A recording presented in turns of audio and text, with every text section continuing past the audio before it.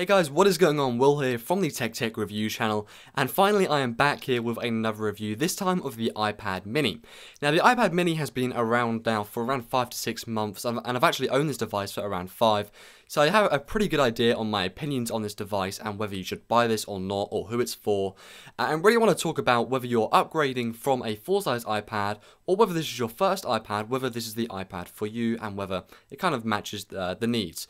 So short and simple, this is an iPad mini. It's a mini iPad. It's a 7-inch form factor, and this is the 32GB version. It does come in 16 and 64 as well.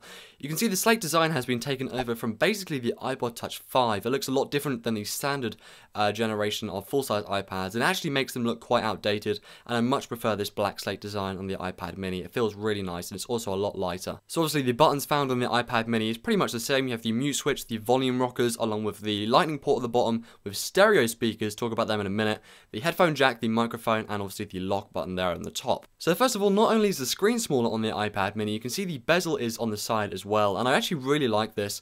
It doesn't actually affect the holding position at all, and it feels like you can kind of get closer to the screen, which I really like. Now obviously there are some disadvantages to having a smaller screen. Typing does get a bit of getting used to, but overall I watch a lot of media on the iPad mini, and I didn't notice a big difference going from a 10-inch screen to a 7-inch screen, which is definitely a very good thing. Now definitely one of the downsides on the iPad mini, and a lot of people were raving about this, is the fact that there is no Retina display on this device, and that's definitely a big downside. We're definitely going to see this in the next iPad mini. However, currently there is no Retina display at all. There are, however, some advantages to this, such as battery life. I've been able to get around 20 hours of a single charge on the iPad mini, which is insane. That's unheard of on a tablet, and that's definitely one of the selling points of this tablet. That's the battery life. The Retina display, honestly, it's not that big of a deal not having one. The text is still really sharp, web pages look amazing, and definitely it does take a lot of time getting used to if you're still using Retina devices, such as, you know, I'm using my Retina Macbook Pro here. However, it's definitely something to get used to, and it's honestly not that big of a deal as people are making it out to be. So everything else about the iPad mini is pretty much the same, especially in terms of software. It pretty much hasn't been changed. You can see it still has Siri on, so you can still ask quirky questions. The cameras are also the same as the iPad 3 and 4, so you get the same rear and front facing cameras, the FaceTime HD camera on the front obviously.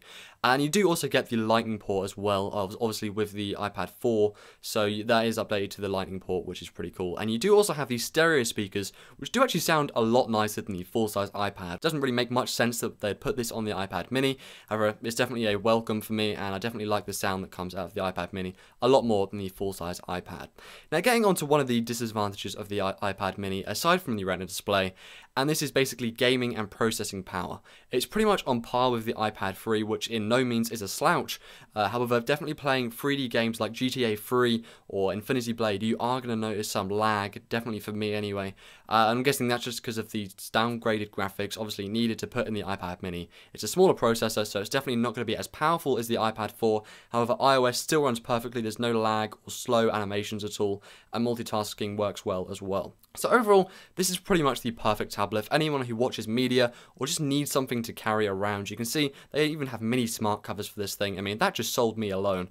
And overall, I use this thing every day. I sold my full-size iPad straight after recording this video. I really didn't use it anymore, and honestly, it seems old-fashioned compared to the iPad mini. So overall, I'm going to be staying with the iPad mini. When the next iPads are released, I'll purchase another mini when they are released, whenever they are released. And hopefully you guys enjoyed this review. If you did, then follow me on Twitter to see where more reviews are coming up. Also subscribe, and I'll see you guys in the next video. Goodbye.